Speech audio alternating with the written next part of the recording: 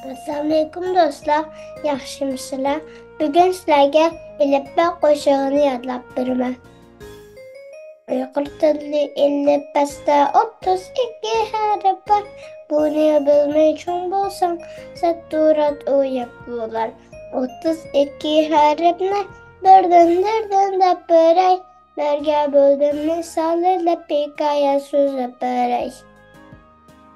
Olmadiki arkaptu, olmasini apkaptu, degan bu yasanchiq, aydiki desep yaptu.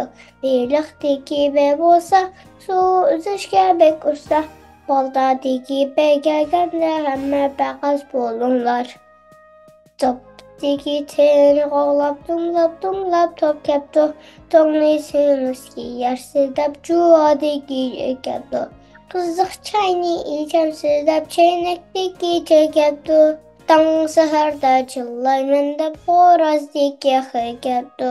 Tuppadagi dekasa u mahvollar tunlabtu. Ravabdagi rayni ko'rib qo'shab olib jilvabtu. Strapdagi dekasa uzun bo'yniga chiqyaptu. Jurnaldagi jeni ko'rib varaqlabtu, o'qlabtu. Vaqtni deb bo'raydab, soatdagi sekaptu. Baliqlarni qo'shak qilib shar ko'tarib chekaptu.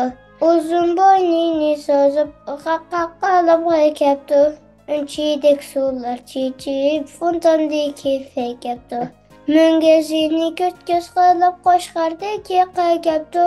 Notsiymanda bordab, galadiki qaykaptu. Uyga qo'ymay yarashib, ilamdagi kaptu.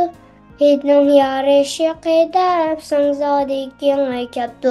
Qarang'uni yoritib, lampadagi kaptu. Miyav, shuk mushukdagi kaptu. Nashtalıqda lazım deb, nandagi kaptu.